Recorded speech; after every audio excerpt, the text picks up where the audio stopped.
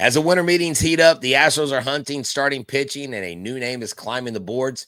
Shane Baz. Electric stuff, front line upside, and suddenly Houston looks great to make a move right now. So strap in. This offseason just got interesting. Jainel Diaz, this is Locked On Astros. Hello and welcome to Locked On Astros, your daily Astros podcast. Here are your hosts, Eric the Man Heisman and Brett H-Town Wheelhouse Chansey. We are Locked On Houston Astros. We hope that you join us for a daily Locked On Astros podcast. My name is Eric Heisman. He is Brett Chansey. We are the Locked On Astros podcast. We thank you for making us your first listen. Apple, Odyssey, Spotify, wherever you listen to your podcast, go ahead and make us your first listen on Apple. Go ahead and subscribe to us. Go ahead and make us first listen wherever you make us part of your first listen, whether it's at work, on your way to work, on your way home from work, whatever it is. And we appreciate all the everydayers out there. And we're going to be talking about the Everydayers Club. Go ahead and join the Everydayers Club, and we'll put the link up a little bit later. Brett will tell you a little bit more about it.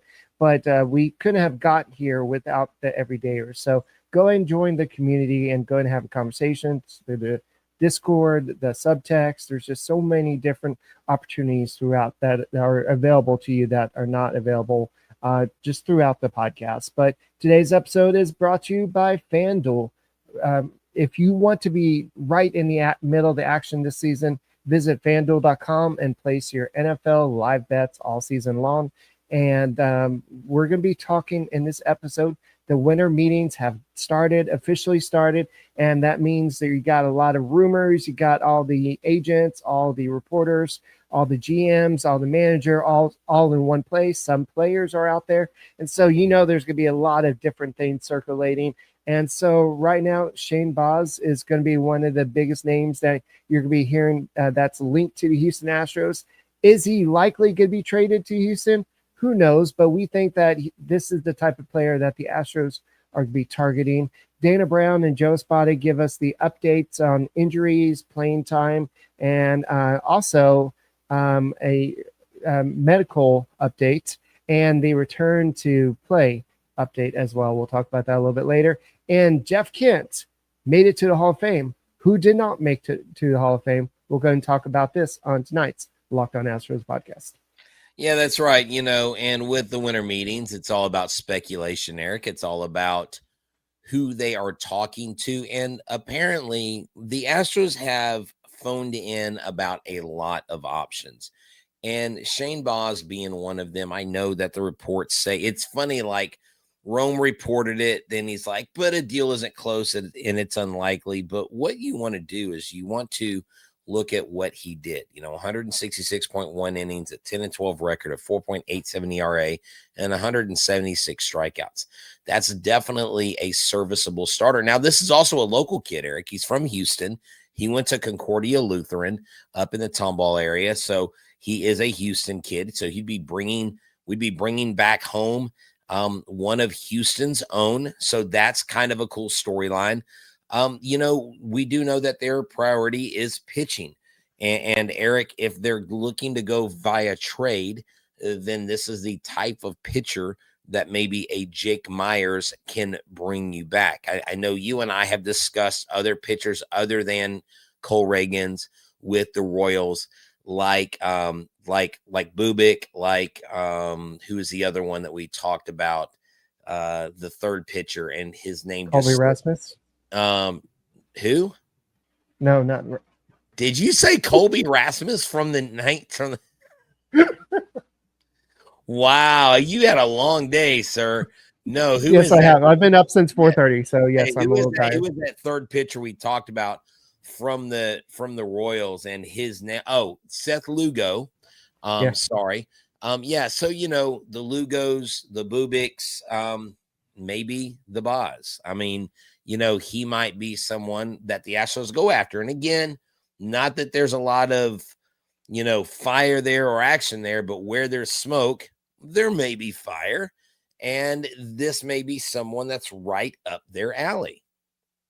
Yeah, and if you look at what Baz offers, he's a ground ball pitcher. He's in the 73rd percentile in terms of ground ball percentage, kind of like from Valdez. So he's pretty close to around 30 something percent in terms of ground ball percentage. He's 88th percentile in terms of fastball velocity, pretty close to 97%. His expected ERA is about league average, so it's the 57th percentile. He had some bad luck last year a little bit. His walks is below league average at 32nd percentile. The barrel percentage is 28th percentile.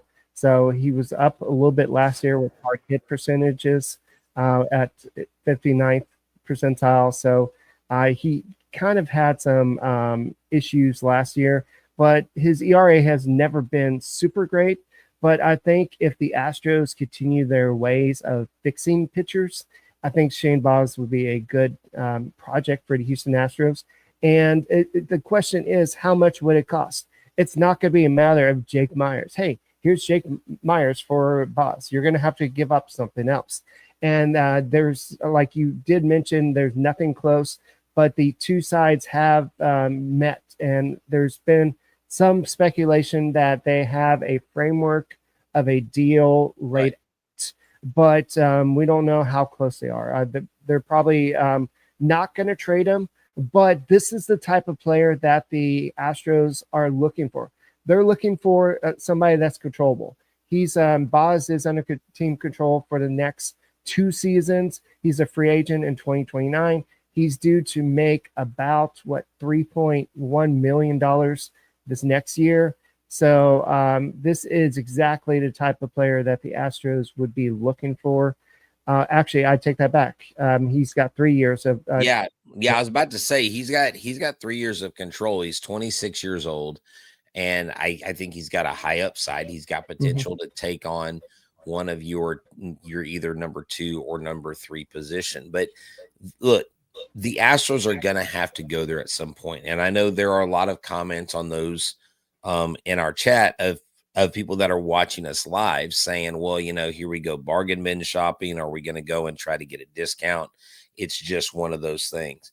What you want to know though, if you get this guy is how is he going, like, you don't have a crystal ball. You can't say whether it's going to work or not until you get him here. Is he going to be a guy, is he going to have injury issues? Is he going to be able to decrease, any walks that he has? Is he going to be able to decrease, the runs he gives up? That will be decided by the Astros pitching staff. But Eric, I think they have the pitching staff to, the pitching coaches to fix this. Shane Baz, like you said, do 3.1 million. 3 years until he's 30. This is a bargain deal. And I think because of that reason, that structure of the trade is probably what will be the biggest hindrance, because they're going to want something more than Jake Myers. And maybe this might be a deal where they do take on a prospect who is almost major league ready. I don't know. Yeah, so if you're looking at his changeup, he has a 96% active spin. It has a total movement of about 19.2 inches. His cutter has a 49% active spin, which has a movement of about 7.4 inches. The fastball has a 94% active spin, 19.2. Knuckle curve, 72% spin for 16.9 inches change. And then he also has a slider, which is 23% active spin, and it has a 4.3 percent inches movement. So a lot of this has to do with spin rate and what the Astros are looking for. They're looking for this type of pitcher, and he is the perfect candidate for a trade. But it's just a matter of, it doesn't matter if the Astros want Baz. It's just a matter of how much will the Rays want. Are you going to have to give up Bryce Matthews? Are you going to have to give up Brito? I know this is a guy that the Rays are possibly looking at getting. So this is what is it going to take to get Baz, and how much are you willing to give up of the already thin Astros farm system. But we already know that the Astros are not going to sign any big name free agents. But guys, we'll go and continue this conversation. We got some updates from Dana Brown and Joe Espada. But if you want to continue talking, Baz, we can go and continue talking this after the break. Thank you for making Locked On Astros podcast your first listen every day. Hey guys, did you see that game yesterday? The Texans beat the Chiefs. I mean, the money was for the Chiefs, despite everything, and the Texans probably won a lot of people money. So if you were the few that actually listened to FanDuel and kind of bet the under, you probably made some money. So Sundays move fast, one big play, and suddenly everything feels different. That's what makes live betting with FanDuel so exciting. You're not just watching the game, you're reacting to it in real time. With FanDuel, you can place bets on as the action unfolds, every drive, every momentum swing, every highlighting moment, just whatever it takes. Live betting is best when the game starts to shift.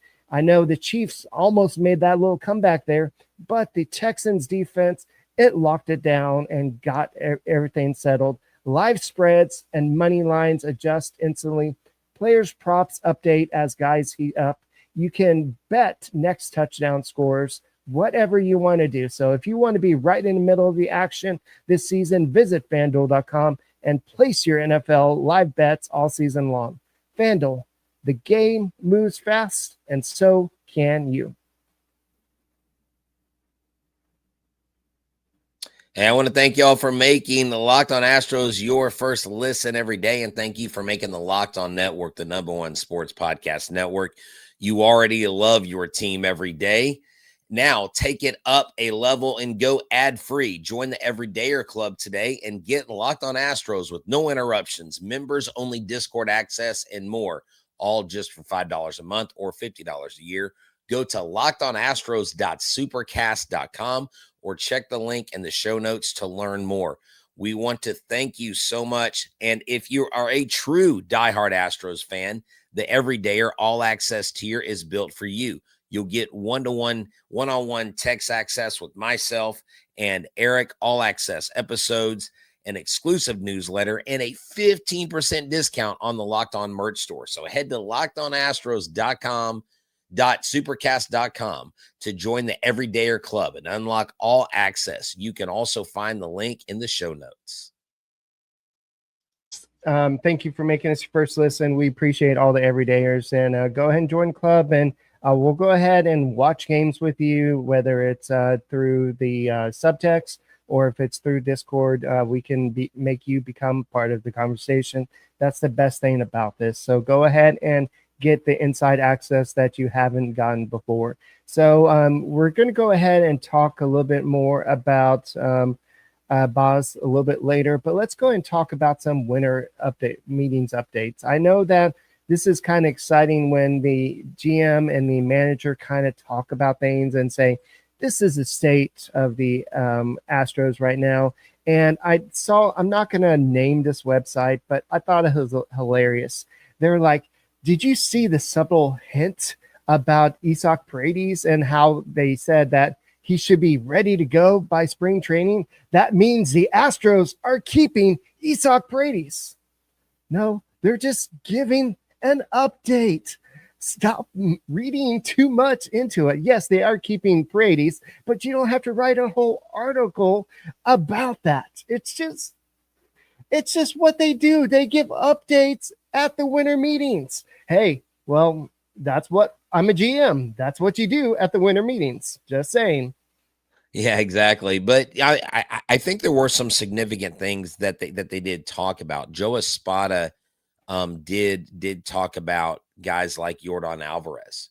And Dana Brown talked about Yordan Alvarez and how they plan on using him as mainly a designated hitter.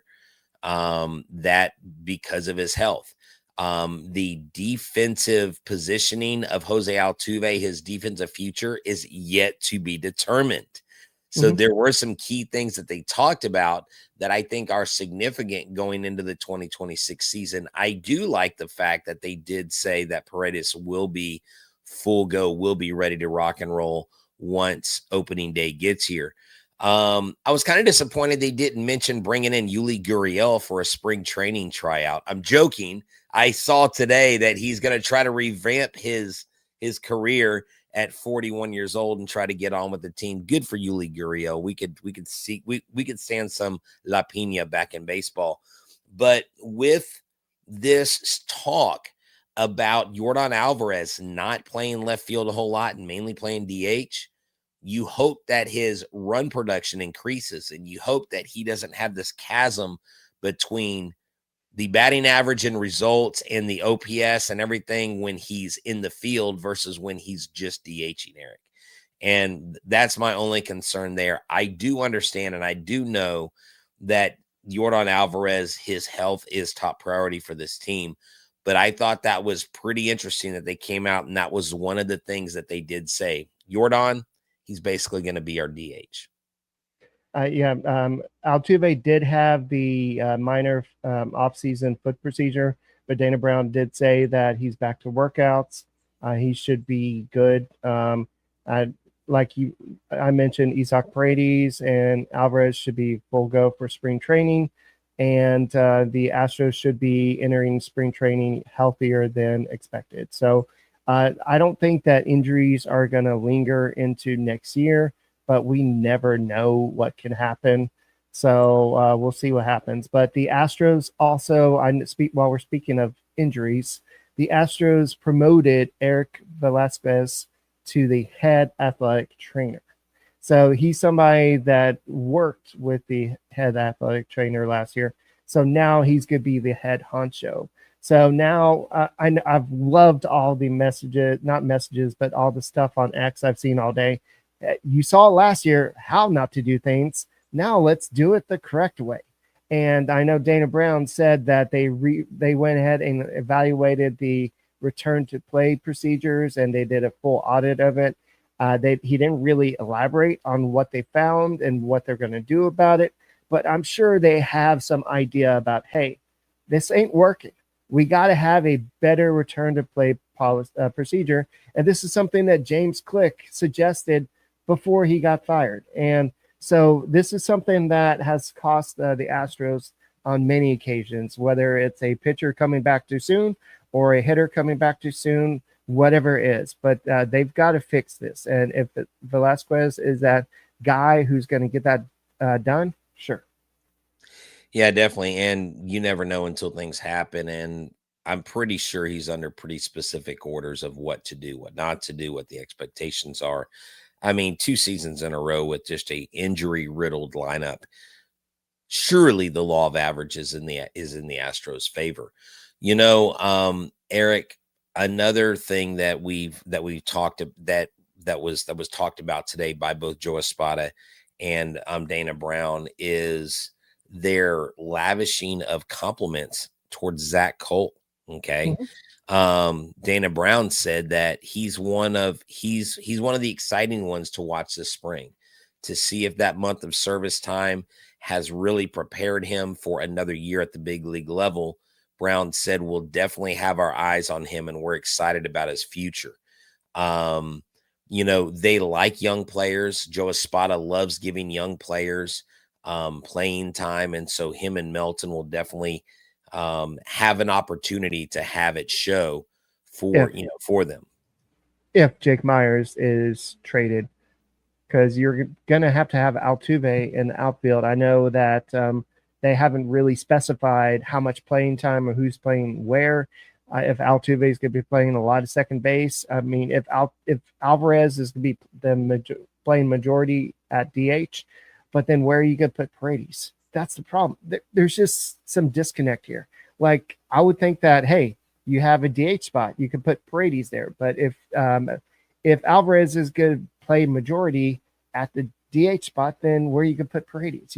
Yes, you can move them around between first base and third base, maybe some second base, but still, that's not enough playing time for your best hitter on the team. So something's got to give. And I know you can move Correa to shortstop, and you can kind of have a revolving door on the infield, but something's got to happen.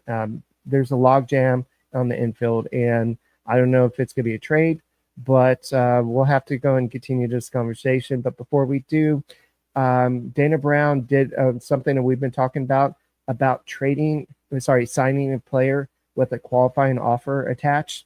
He said, we don't like losing draft picks. That's the bloodline of the organization.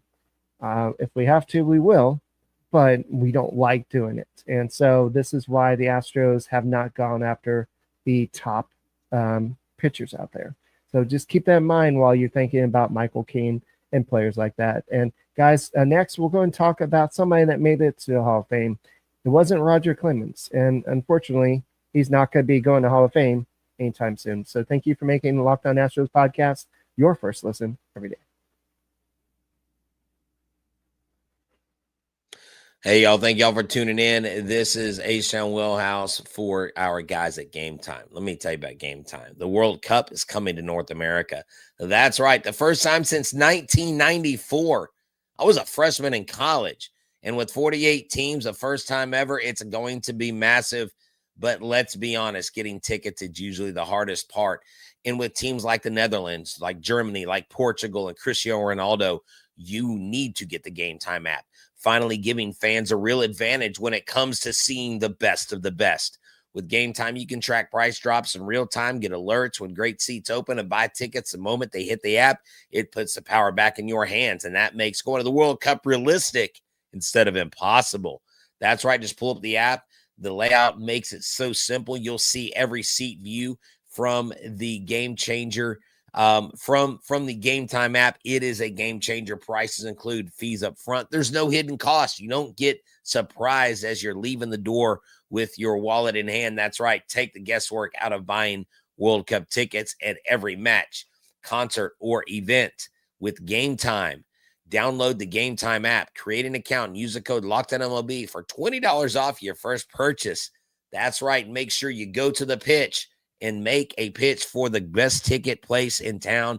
That's Game Time. Swipe, tap, ticket, go. Game Time.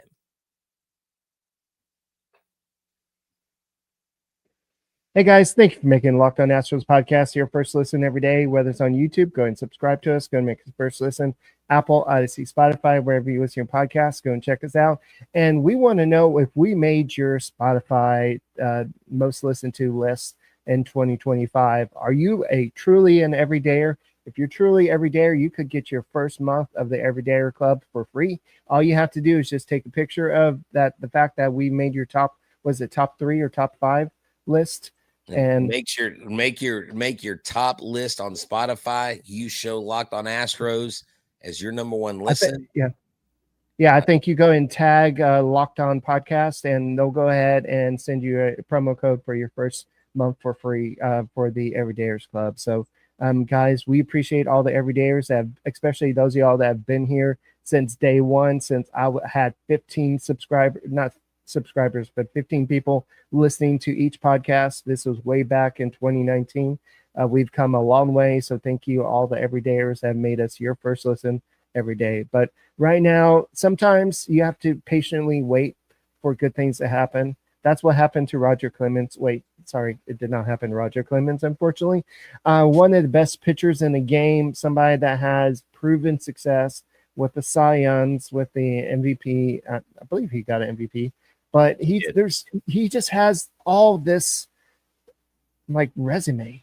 And because I know of the controversy and everything, but still, like you would think that with Carlos Beltran getting I know Beltran didn't really have the same type of issues, but with all these players that used PEDs in the past, or maybe have the gambling issues in the past, like Pete Rose possibly, people can't get over the fact of this. But players like Roger Clemens, Barry Bonds, they did not get elected, and because they did not get elected by the Veterans Committee or whatever it's called, they will not get another chance until 2031.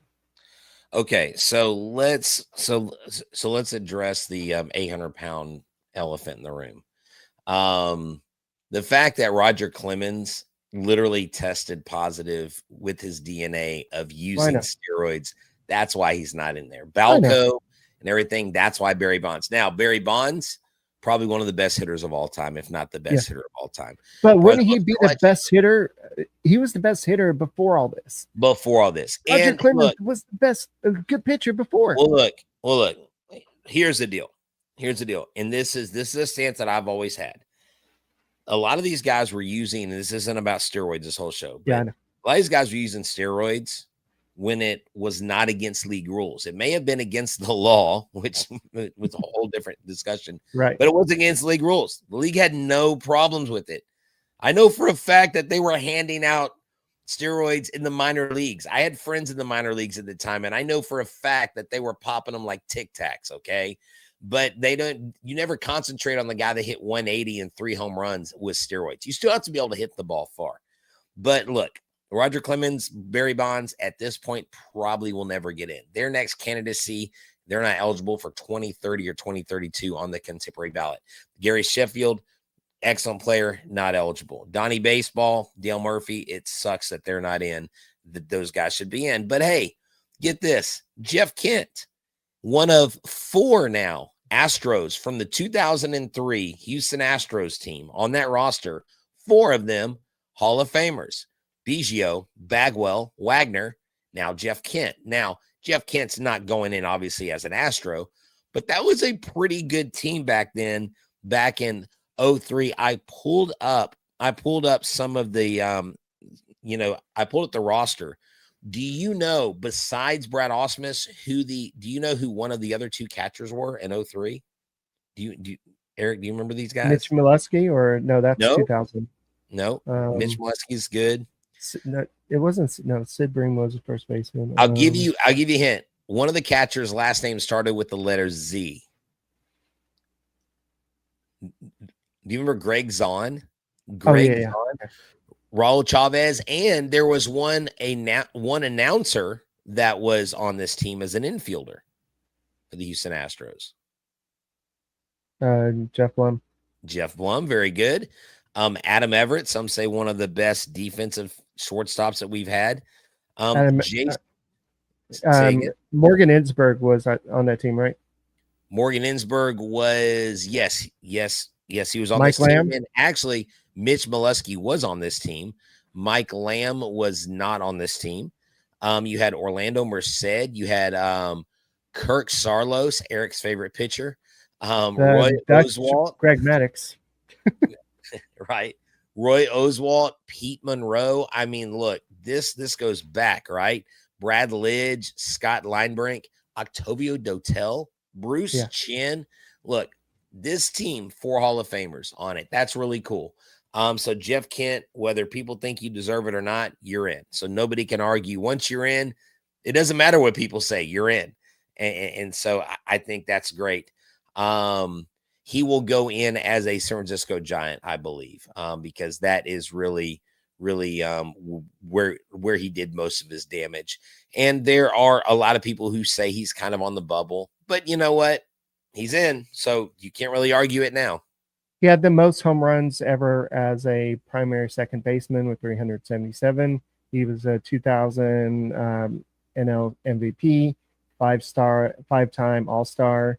He was pretty good defensive player when he was not washing cars or his motorcycle, whatever the situation was there. But he did get 14 out of the 16 votes. He needed 12 to get in to the contemporary era committee. So Carlos Delgado was the next highest with 9 votes.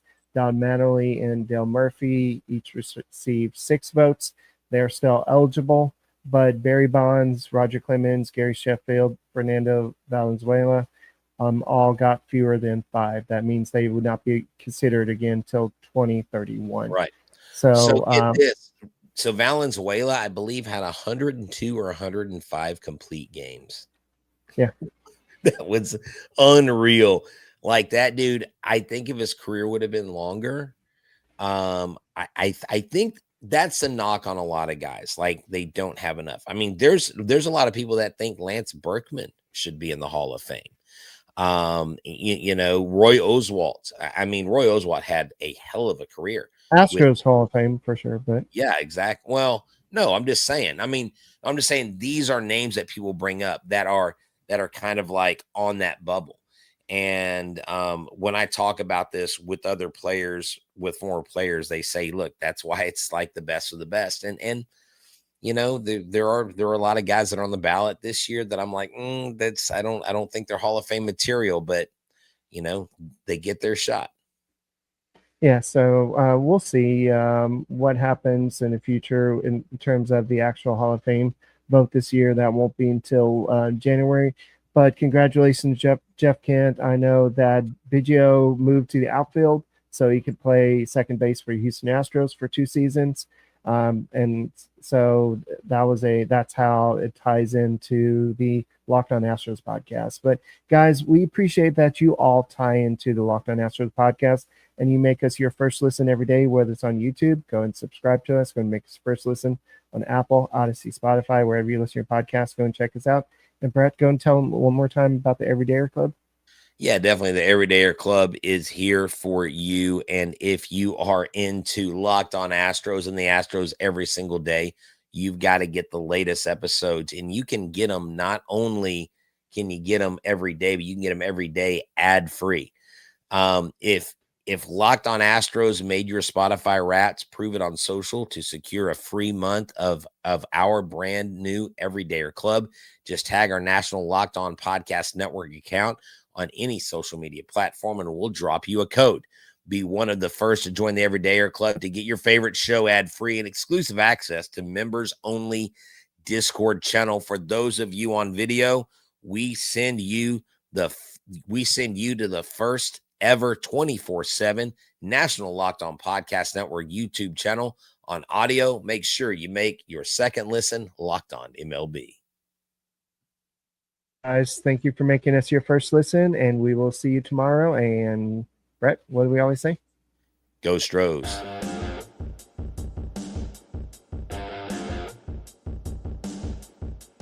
Myers and Diaz for Alcantara. That's not enough.